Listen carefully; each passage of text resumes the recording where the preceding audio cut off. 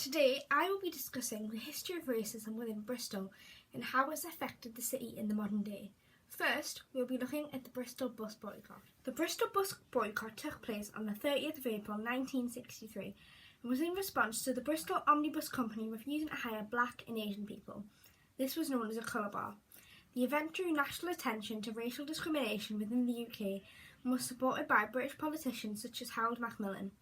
Ex-RAF fighter Paul Stephenson and the West Indian Development Council led the boycott, which lasted 4 months until the company backed down and lifted their colour bar. On the 17th of September 1963, the Bristol Omnibus Company employed their first non-white conductor.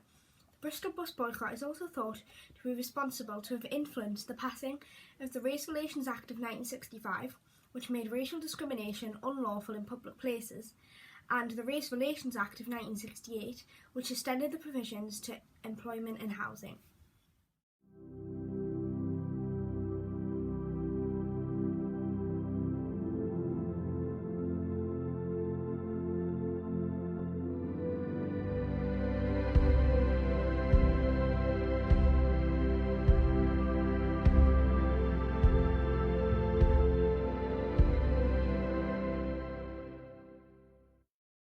Now we will be looking at Edward Colston and the modern day effect of his actions in the 1600s. Edward Colston was a 17th century British slave trader who grew up in Bristol. It is believed that he transported over 80,000 people from Africa to the Americas to be sold as slaves. Despite this, there is a statue of him in Bristol along with various buildings and streets named after him. They are named after him because he was also a philanthropist and funded some buildings in Bristol. This is no reason to why he deserves a statue when the majority of his money was earned from selling slaves. On the 7th of June 2020, Black Lives Matter protesters in Bristol tore down Colston's statue and threw it into the River Avon. Over 10,000 people were at the protest, which was in retaliation to the brutal murder of George Floyd in Minneapolis by a police officer. 3 years prior to the protest, a petition had been set up to have the statue removed.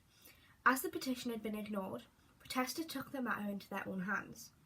As there is now a large empty space in the middle of Bristol city centre, people have been wondering what should replace it. In my opinion, a statue of Paul Stephenson, the man who organised the Bristol bus boycott, should be put there. This would be the perfect way of commemorating a man who changed the UK as we know it and did something way more positive than Colston ever did.